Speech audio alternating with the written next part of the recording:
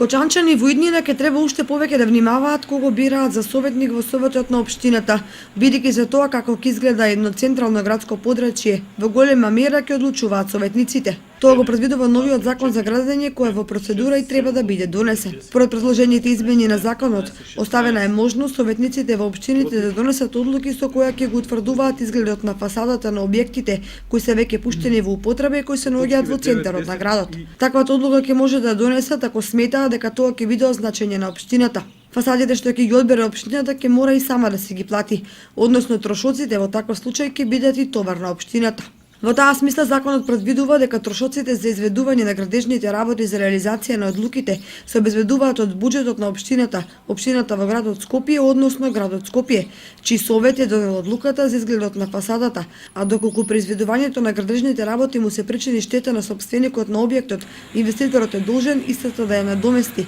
пишува во предложените измени на законот за градење. Мислам дека овој закон е донесен пред се за овие поголемите градови меѓу кои што спаѓа и Кочани и е со цел за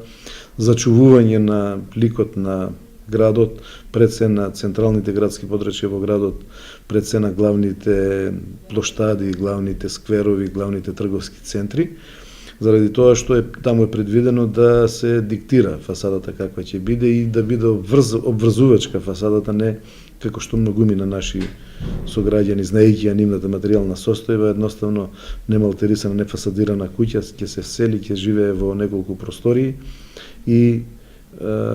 понатаму недостасува средства за тоа. За опозицијата законот е спротивен на уставот, бидејќи никој нема право да се меша во приватната сопственост на граѓаните. Некои одат дотаму што сметаат дека советниците ќе прават злоупотреби, па на куќи и други објекти може да предвидат ликови од минатото, барокни сегменти и други нелогични фасадни решенија. Според позицијата, критичарите одат до невидени крајности, бидејќи целта е да градовите добијат естетски уредни центри, кои уште повеќе го подобрат изгледот на градот. Мислам дека ние како советници бираме луѓе кои што се грижат за градот и кога интересот на градот никој пат не сме имали разидување во партиските ставови, секој пат сме биле за тоа градот да биде уреден, да биде дотеран. Може би некој пат произлегувале некои поединечни лични интереси, што е нормално бидејќи се и советниците живи луѓе, меѓутоа генерално до сега немаше такви, не е имало такви, да ги наречеме обструкции, и очекувам дека и понатаму не може да има, туку дека советниците ќе се грижат за еден убав изглед на градот, односно за едно нормално функционирање на градежните активности и целокупното живење на градот Кочани.